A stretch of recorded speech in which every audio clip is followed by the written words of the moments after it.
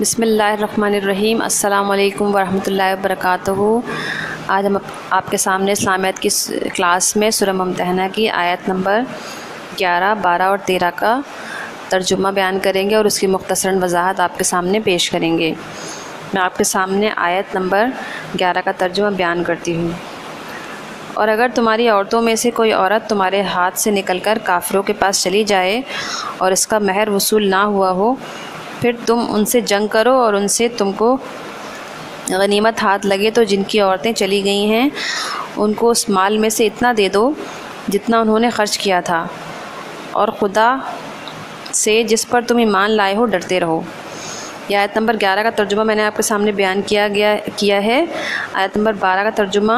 اے پیغمبر، جب تمہارے پاس مومن عورتیں اس بات پر بیعت کرنے کو آئیں کہ خدا کے ساتھ ان کو شریک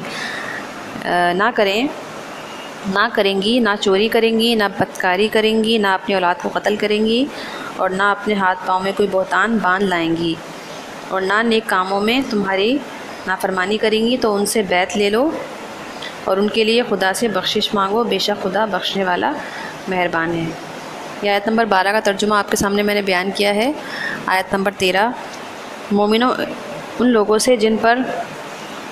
خدا غصے ہوا ہے دوستی نہ کرو، کیونکہ جس طرح کافروں کو مردوں کے جی اٹھنے کی امید نہیں، بالکل اسی طرح سے ان لوگوں کو بھی آخرت کے آنے کی امید نہیں۔ میں نے آپ کے سامنے آیت نمبر 11، 12 اور 13 کا ترجمہ بیان کیا ہے۔ میں آپ کے سامنے اس کی مختصراً وضاحت بیان کرتی ہوں۔ آیت نمبر 11 میں اللہ تعالیٰ نے کہا ہے کہ اگر تمہاری عورتوں میں سے کوئی عورت نکل کر کفار کے پاس چلی جاتی ہے، ٹھیک ہے، اور اس کا حق مہر بھی وصول نہیں ہوا ہے، حق مہر نہیں لیا ہے تم نے، تو پھر تمہیں حق حاصل ہے کہ تم جنگ کر سکتے ہو، اور اس جنگ کے دوران تمہیں اگر فتح حاصل ہوتی ہے اور جو مال غنیمت تمہارے ہاتھ لگتا ہے،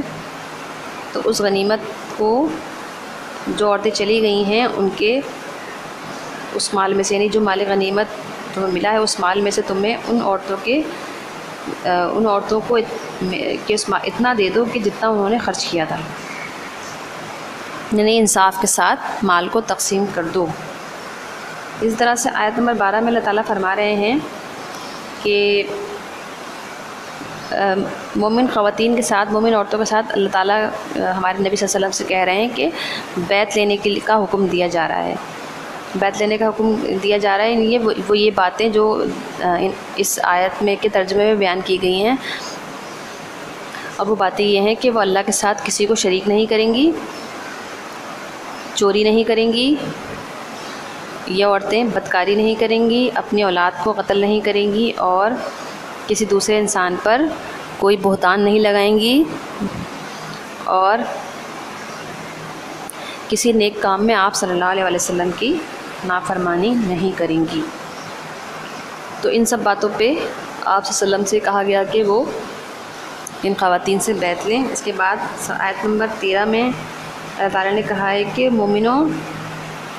ان لوگوں سے جن پر خدا غصے ہو، یعنی کہ وہ لوگ جو کافر ہیں، جو کھلم کھلا اللہ کی اور اس کے رسول کی نافرمانی کر رہے ہیں، تو آپ نے ان سے دوستی نہیں کرنی۔ سورہ ممتحنہ میں بار بار اس چیز کا ذکر کیا جا رہا ہے کہ کفار سے دوستی نہیں کرنی، کفار آپ کے دوست نہیں ہو سکتے، کیونکہ جس طرح کافروں کو مردوں کے جی اٹھنے کی امید نہیں، مطلب جس طرح سے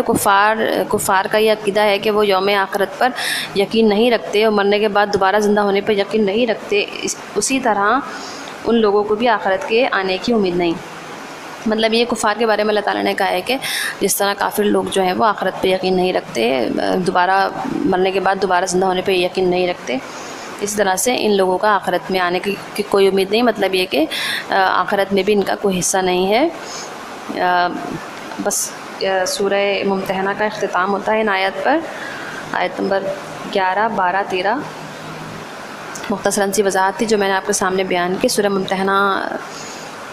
کا اختتام ہو گیا ہے آج، تو ہم انشاءاللہ نیکسٹ لیکچر میں سورہ احزاب شروع کریں گے۔ تب تک کے لیے اجازت دیجیے۔ اللہ حافظ، فی امان اللہ، اپنا بہت خیال رکھیے گا۔